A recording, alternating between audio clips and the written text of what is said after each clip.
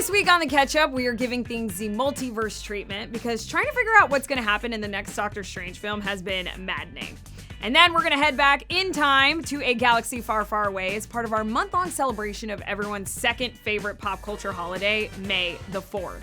The first, of course, is 311 Day, which celebrates the band 311 every March 11th. You're welcome. And we're going to do that with the Rotten Tomatoes show Countdown, breaking down the best Star Wars moments. And we're also celebrating Asian-American and Pacific Islander Heritage Month with a look at Asian-American Milestone Films via our show, RT Essentials. Plus, we're gonna catch up with the cast of Barry as the highly anticipated third season has finally arrived. I mean, this is gonna be really fun, my friends. So sit back, relax, kick back, because with all of that, it is now time for the Ketchup.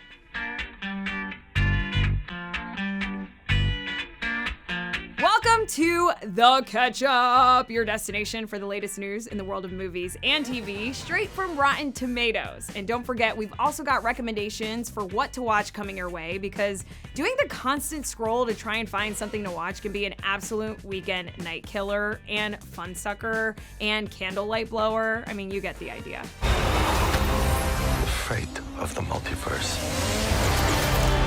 depends on us. As we get closer to the May 6th release of Doctor Strange and the Multiverse of Madness, it has got most of us wondering, will it be a horror film? How many multiverses will there be? And so many other questions. Luckily, it is my job to bring you everything we know about the MCU Phase 4 film right now on the Ketchup. So the first thing we can look at is the potential story of this very long-awaited sequel, thanks for nothing COVID, starting with Avengers Endgame in 2019. When it became clear that alternative versions of the MCU would be a thing in Phase 4. And when Marvel Prez Kevin Feige started talking about this movie a few years ago at Comic-Con and D23, he said that it would pull together various story threads from around the MCU. And man, I don't know if he has a crystal ball or what, but based on what we've seen thus far in Phase 4 with titles like WandaVision, Loki, and Spider-Man No Way Home, their use of the multiverses clearly matches what this Doctor Strange film has in its title and its trailers. We started getting some visitors. From every universe. Speaking of the trailers, from what we've seen so far, the plot appears to involve a breakdown of the multiverse in the wake of what Benedict Cumberbatch's Stephen Strange did in No Way Home. And obviously, it's hard to predict what the multiverses will bring, but we can look at what we know about the cast to help get an idea. And that includes most of our friends from the first who are all returning.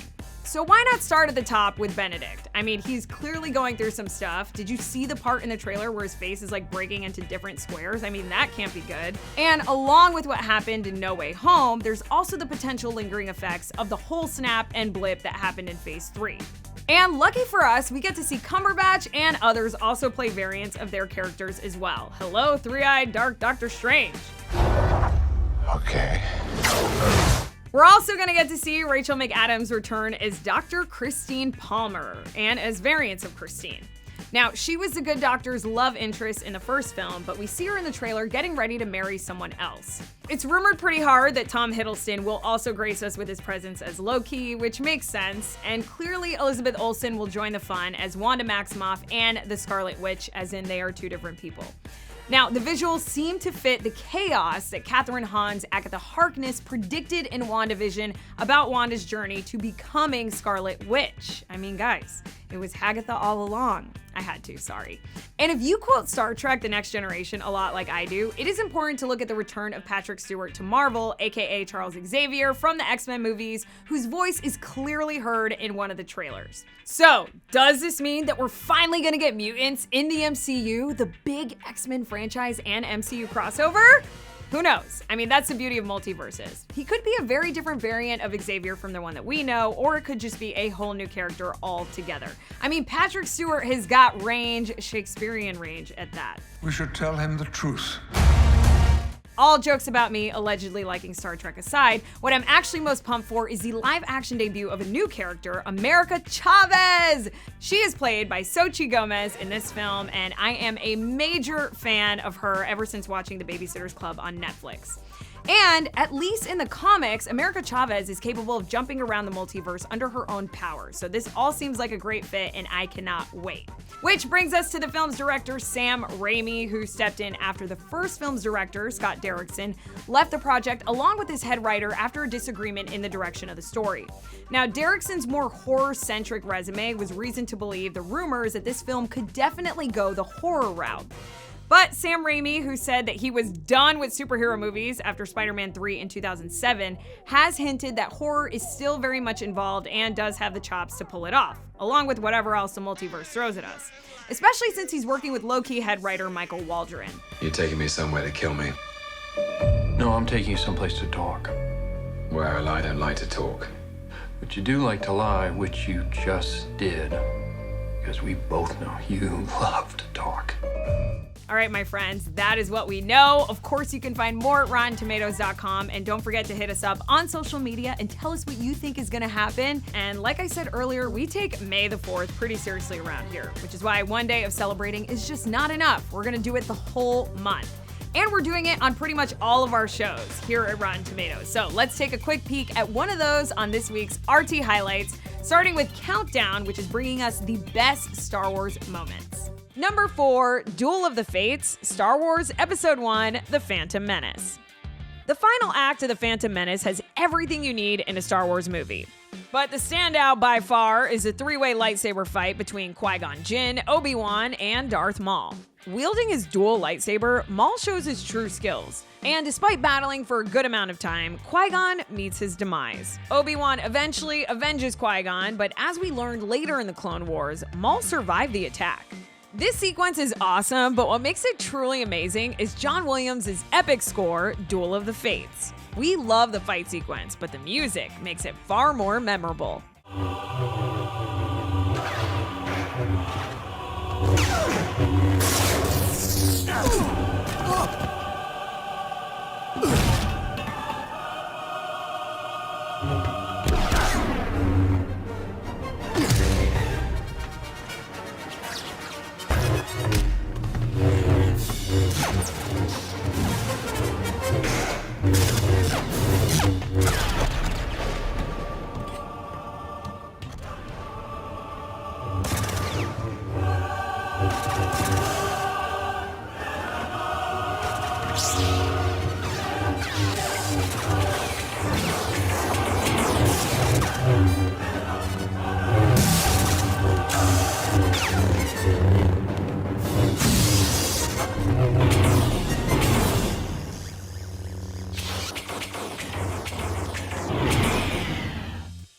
Number 3, Battle of Yavin, Star Wars Episode 4, A New Hope. In the final act of the original Star Wars movie, we see the Rebels in a full-out attack against the Empire, the Death Star, and eventually Darth Vader. So much happens during this final battle. X-Wings, Y-Wings, TIE Fighters, Luke learns to trust his feelings, Vader's skills as a pilot, Han returning, the Death Star blowing up. It is just all too good. It's an exciting ending to a wonderful movie and shows the Rebels getting a big win over the Empire. Rebel base in range. You may fire when ready. Commence primary ignition.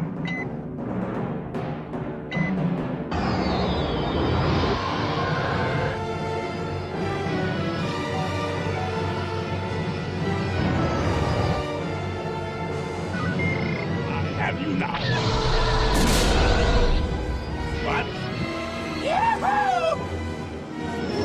Look out!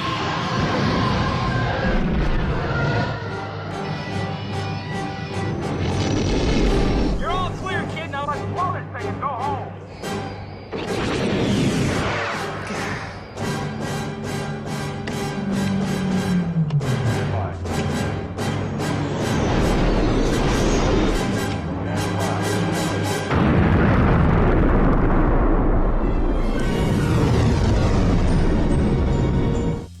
Number 2, Luke saves the day, The Mandalorian. The first season of The Mandalorian showed us how well a live-action Star Wars TV show could do, but Season 2 stepped up its game. While there are many great moments in this season, it's the final episode, Chapter 16, The Rescue, that really caught us by surprise. Our heroes are pinned down by dark troopers and all hope seems to be lost, but suddenly an X-Wing arrives. At first, it's confusing. Who is that? And then suddenly it clicks. Could it be? There's no way. And that is when Luke Skywalker appears and demolishes the dark troopers. Seeing a post-return of the Jedi Luke Skywalker was so surprising, it's still hard to believe we got such an iconic sequence.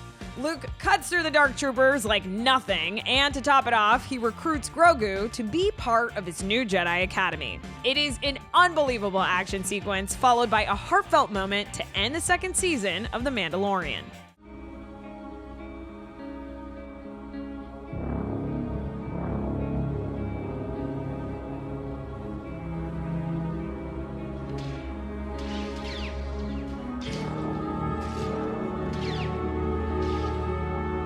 Jedi.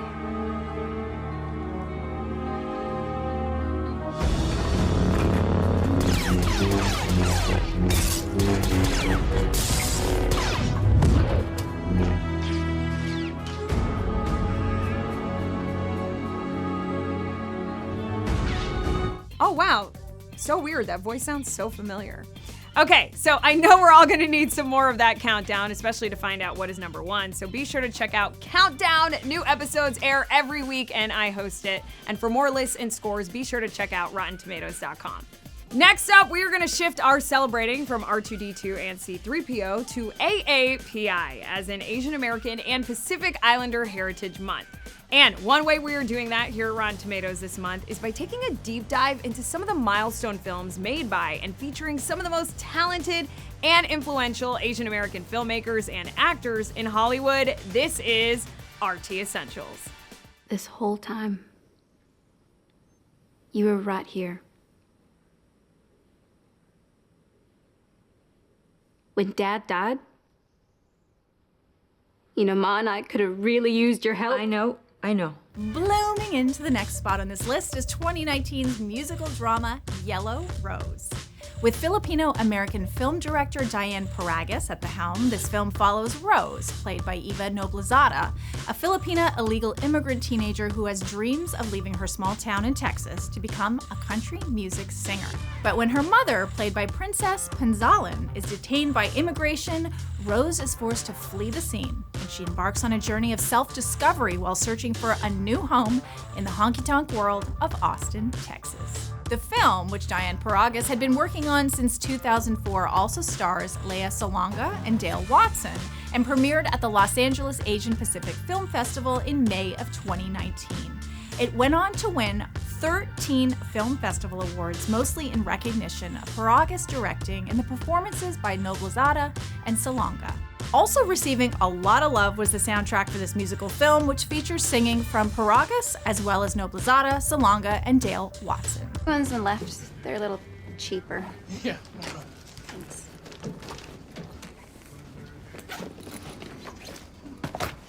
Oh, I like your notebook. Oh, thanks. Towns is like my spirit god. It's like dead flowers. Yeah. And after a delay thanks to COVID-19, the film eventually hit theaters in October of 2020, becoming one of the first Filipino-American films to be released by a major Hollywood studio for theatrical release. And with a certified fresh score on the Tomatometer, the response from critics was positive, like the AP's Jake Coyle, who said that this movie sings an affecting, sorrowful, and defiant song where dreams collide with a cruel reality. And the overall consensus from critics called Yellow Rose a coming-of-age story with a timely twist, offering a fresh and sweetly rewarding perspective on the immigrant experience. Saving face. 爱的是他，这是天大的我，不是我，真不是我，就是你，不，那绝不是我，喂，是我。We've been saving the next spot on our list of Asian American milestones for this film, 2004's Saving Face. This romantic dramedy marked the first Hollywood movie centered around Chinese Americans since The Joy Luck Club from over a decade earlier in 1993, and it was written and directed by Alice Wu in her feature-length debut. The film focuses on Wilhelmina, or Will, played by Michelle Krusiek, a young Chinese-American surgeon who is gay but not out to her widowed mother or her very traditional grandparents. But the tables are turned when Will finds out that her 48-year-old mother is actually pregnant and also moving in. This puts a little bit of a strain on Will's relationship with the openly gay Vivian, played by Lin Chen. Alice Wu originally began writing this story as a novel, inspired by her own experience coming out as gay to her middle-aged mother. It eventually turned into a script and had interest around Hollywood, but Wu said some studios wanted it to more closely resemble films like My Big Fat Greek Wedding, or at least make some characters white so they could add a big star like Scarlett Johansson. But Wu didn't budge, and also made sure that the Mandarin dialogue, lesbian romance, and her involvement both as writer and director were non-negotiable. 小薇有一个单身的黑人朋友，整天在这里晃来晃去的，你有没有兴趣啊 ？No， 你不喜欢黑人啊？我喜欢黑人。他不喜欢黑人。那他喜欢黑人。那他为什么不跟 J date 啊？至于吧。 The script eventually caught the attention of Will Smith and James Lasseter's Overbrook Entertainment, who produced the project, and with a minimal budget, the film borrowed a helicopter that was being used for Smith's movie Hitch, so they could shoot landscape shots of New York. And the certified fresh Saving Face went on to be a hit with both fans and critics, with a consensus from the latter saying that it's a charming tale of a love affair that overcomes cultural taboos. I mean, who knew just how essential that show was going to be to our day? I just love saying the word essential. But for the rest of that list and more deep dives into all kinds of topics, be sure to check out more RT Essentials. Moving on now to some essential television. One of the best half-hour dramedies from the past few years is finally returning for a third season after an extended break. I mean, we have waited so long, and I am talking about HBO's Barry. Co-created by Alec Berg and Bill Hader, and starring Hader, this series is about a Midwest hitman who ends up in LA and involved in the local theater scene. And we actually got a chance to sit down with much of the outstanding ensemble cast in the show to see what we can expect from season 3. Let's take a look.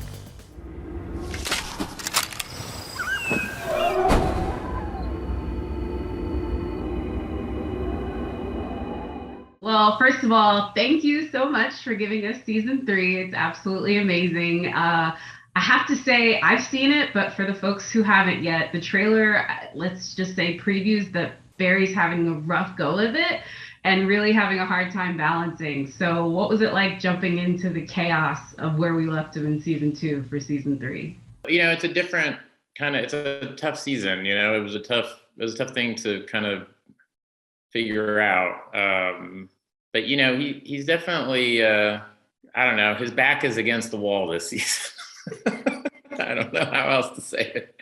You know, he's really, you don't think things could get worse, but they do, and it's kind of his, you know, it's his fault. So yeah, I heard you say in an interview it's going to be interesting to see if fans are going to be able to stick with Barry as he goes through this season. And I know it's sort of like around the season theme is this idea of like, if what you do is also the thing that destroys you, is what the thing that you're good at. And I know like you channeled some of your own stuff for that.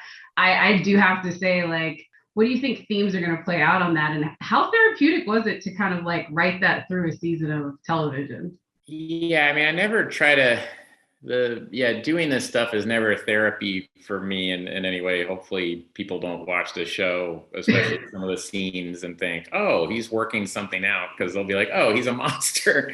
It's, you know, definitely these themes of redemption and can you, you know, forgiveness is something that has to be earned.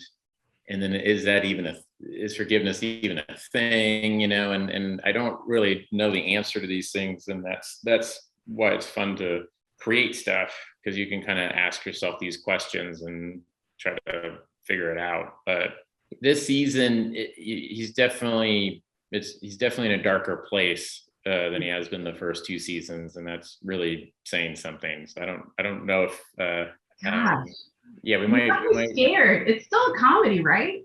It's still funny. Yeah, I actually feel like this season has some of the funniest stuff we've ever done. It gets really silly in some parts, but yeah, it's rough. Okay. Well, I hope somebody that's bringing maybe a little bit of light to it. I can't think of anything less from Henry Winkler, but I think you said that Barry's going into the season knowing that Gene likely saved his life, and just that dynamic between the two. Talk about, you and Henry working that out and what you wanted their relationship to be in season 3. Well, their relationship's very complicated because Barry kind of sees him as, the guy that saved his life and all these things. And then the end of season 2, from Barry's point of view, is that, Cousineau saw Janice's, body and all this stuff. And Barry's, they were both arrested, and it was, and all this stuff, and it was terrible. And, he kind of goes away, kind of into hiding in a way. Barry does, kind of emotionally, and Cousineau, unbeknownst to Barry, knows kind of where we pick up. And so it was kind of going like what we like to do every season. We like to write ourselves into a corner and go, well, let's see what happens. Yeah, and I've heard you've already written yourself into a corner for season 4, but you've already mapped it out. Are you still committed to 10 episodes directing? And are you crazy? Oh, yeah, I'm crazy. Oh my gosh. I am so stoked for that show to be back. And if you haven't seen it, now is the time to tune in, my friends. You can catch it on HBO Max. And for more cast interviews from all your favorite movies and TV shows, check out RottenTomatoes.com. And if you are anything like me, you've probably run into a little problem called so many shows, so little time. So to help you weed through the many, many options of what to watch and prioritize just a little bit, I'm gonna let you know what I have been really into lately, starting with Severance on Apple TV+. Now, I'm sure at this point you've heard of Severance, and if you haven't, you are in luck. This show is must-watch television. It is so gripping that I was watching episodes on my phone in the middle of the workday with headphones on, like a middle schooler in the back of a classroom. It stars Adam Scott in a rare lead role, who is great, and juggernauts like Patricia Arquette, Christopher Walken, and John Turturro, who I believe is America's best kept secret. I mean, please just put him in everything. And I'm not even gonna tell you what it's about. Just go watch it. It is straight up appointment viewing television and my favorite show on TV right now. Also, the finale will blow your mind. I mean, I haven't been this excited about a show since Succession season 1. Now, I always recommend things on TV, but I want to implore you to head to the theater to go see A24's Everything Everywhere All at Once. It's another one I'm hesitant to tell you too much about, but I can tell you that it is unlike anything I have ever seen, and I think it's gonna get some Academy Award nominations and maybe give Michelle Yeoh her first Oscar. You will leave questioning everything about life in a good way, and it is an emotional roller coaster from start to finish. Also, there's great fight and action sequences, and Jamie Lee Curtis is scarier and better than ever in it. Okay, so last, I was a huge fan of Bridgerton Season 2 on Netflix. Even more so than season 1, and I think most people agree considering the fact that it became Netflix's most watched English series language debut. Now, I loved it because I was really worried going in that I was gonna miss the characters from season 1, since this season the focus was really on the Viscount's love story, but the storytelling was so compelling and juicy, for lack of a better word, that I was sold. I mean, two sisters both liking the same guy, and you add in some fabulous fashion and Lady Whistledown, who's basically the show's gossip girl. I mean, you have got all the escapism you need. And those are all my recommendations. My friends, that does it for this latest episode of The Ketchup. I hope you enjoyed it. Be sure to stay tuned to the Rotten Tomatoes channel for more of your favorite movies and TV. And for scores, recommendations, and more, be sure to check out RottenTomatoes.com. I'm Naz Perez, and I'll see you next time.